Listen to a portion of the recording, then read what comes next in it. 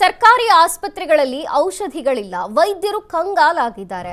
ಔಷಧಿ ಕೊಡದಿದ್ರೆ ನಮ್ಮ ಮೇಲೆ ಹಲ್ಲೆ ಮಾಡ್ತಾರೆ. ಸರ್ಕಾರಿ ಆಸ್ಪತ್ರೆಗಳಲ್ಲಿ ಔಷಧಿನೇ ಇಲ್ಲ, ವೈದ್ಯರೇ ಕಂಗಾಲಾಗಿದ್ದಾರೆ. ಔಷಧಿ ಕೊಡದಿದ್ರೆ ನಮ್ಮ ಮೇಲೆ ಹಲ್ಲೆ ಮಾಡ್ತಾರೆ. ಔಷಧಿ ಕೊಡುತ್ತಿಲ್ಲವಂತೆ ಸರ್ಕಾರಿ ವೈದ್ಯರ ಅಳಲಿದು. ಸರ್ಕಾರಕ್ಕೆ ಮನವಿ ಮಾಡಿದ್ರೂ ಪ್ರಯೋಜನವಾಗ್ತಿಲ್ಲ. ಕೇಳಿದ್ರೆ ಟೆಂಡರ್ ಪ್ರಕ್ರಿಯೆ ನಡೀತಿದೆ ಅಂತಾರೆ. ಬೇಸಿಗೆ ಬಂತು, ವಾಂತಿ ಭೇದಿ ಕೇಸ್ ಹೆಚ್ಚಾಗ್ತವೆ. ಬೇಗ ಔಷಧಿಗಳನ್ನ ಆಸ್ಪತ್ರೆಗೆ ಪೂರೈಸಿ ಸರ್ಕಾರಕ್ಕೆ ಮನವಿ ಮಾಡಿದ್ದಾರೆ ಸರ್ಕಾರಿ ವೈದ್ಯರು. ಸಿದ್ದು ಸರ್ಕಾರದ ಬೊಕ್ಕಸದಲ್ಲಿ ಹಣ ಇಲ್ವಾ? ಔಷಧಿಗಳನ್ನ ಪೂರೈಸೋಕ್ ಹಣ ಇಲ್ವಾ? ಭಾರಿ ವಿಚಿತ್ರ ಇಂಥ ಕೇಸ್ಗಳನ್ನ ನೋಡಿದಾಗ, ಇಂಥ ಸುದ್ದಿಗಳನ್ನ ಓದುವಾಗ.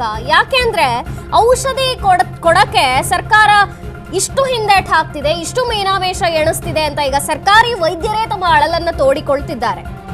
ಔಷಧಿ ಇಲ್ಲ, ಕೊಡಲ್ಲ ಅಂದ್ರೆ ಜನ ಸುಮ್ನಿರ್ತಾರ? ವೈದ್ಯರ ಮೇಲೆ ಹಲ್ಲೆ ಮಾಡ್ತಾರೆ. ಇಲ್ಲ, ಔಷಧಿ ಖಾಲಿಯಾಗಿದೆ ಅಂದ್ರೆ ಜನ ಕೇಳ್ತಾರ? ಆಸ್ಪತ್ರೆಗೆ ಬಂದವರು ಔಷಧಿ ಇಲ್ಲ ಅಂತ ಹೇಳ ಕಳ್ಸಕ್ಕಾಗತ್ತಾ? ಅದು ಸರ್ಕಾರಿ ಆಸ್ಪತ್ರೆಯಲ್ಲಿ ಎಲ್ಲಾ ಸಾರ್ವಜನಿಕರಿಗೆ ಅನುಕೂಲವಾಗ್ಲಿ ಅಂತ ತಾನೇ ಸರ್ಕಾರಿ ಆಸ್ಪತ್ರೆಗಳನ್ನ ಇವತ್ತು ನಿರ್ಮಾಣ ಮಾಡಿರೋದು. ಇನ್ನಂತೂ ಬೇಸಿಗೆ ಬಂತು, ವಾಂತಿ ಭೇದಿ ಇತರ ಕೇಸ್ಗಳು ಹೆಚ್ಚಾಗ್ತವೆ. ಬೇಗ ಔಷಧಿಗಳನ್ನ ಆಸ್ಪತ್ರೆಗೆ ಪೂರೈಸಬೇಕು ಅಂತ ಈಗ ಸರ್ಕಾರಿ ವೈದ್ಯರು ಸರ್ಕಾರವನ್ನ ಮನವಿ ಮಾಡಿದ್ದಾರೆ. ಸಿದ್ದರಾಮಯ್ಯನವರ ಸರ್ಕಾರದಲ್ಲಿ ಹಣ ಇಲ್ವಾ?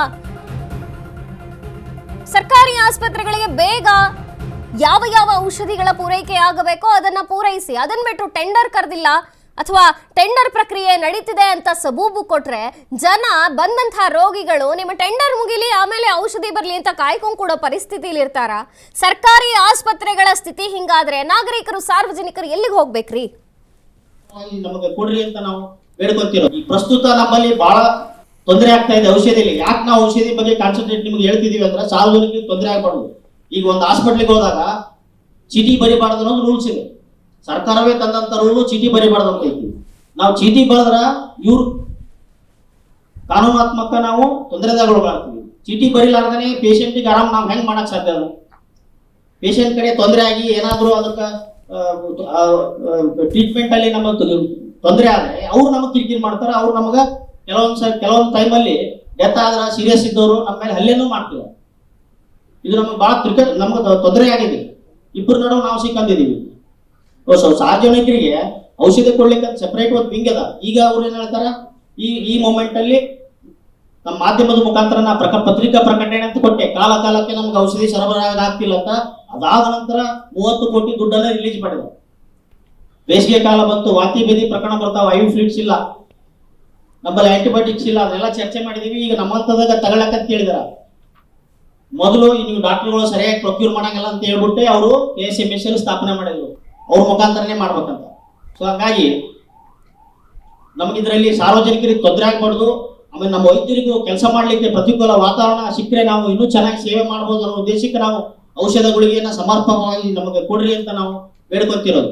ಇದರ ವೈಯಕ್ತಿಕ ನಮ್ಗೇನು ಅವ್ರು ಮಾಡಿದ್ದು ಸರ್ಕಾರದಿಂದ ಸಪ್ಲೈ ಯಾಕೆ ಮಾಡಿಲ್ಲ, ನೀವು ಯಾಕೆ ಹಿಂಗ್ ಮಾಡ್ತೀರಿ ಅಂತ ನಾವು ಕೇಳಕ್ ನಮ್ಗೆ ಇಷ್ಟ ಇಲ್ಲ. ಆದರೆ ನಮ್ಮ ವೈದ್ಯರಿಗೆ ಆಗುವ ತೊಂದರೆಗಳು ಫೀಲ್ಡ್ ಅಲ್ಲಿ ಎಲ್ಲ ಮೆಡಿಕಲ್ ಆಫೀಸರ್ಸ್ ನಮಗ, ನಮ್ಮ ಸಂಘಕ್ಕೆ, ಸರ್ಕಾರಿ ಆಸ್ಪತ್ರೆಯಲ್ಲಿ ಸರ್ಕಾರ ಪೂರೈಸಬೇಕಾದಂಥ ಔಷಧಿಗಳೇ ಇಲ್ಲ.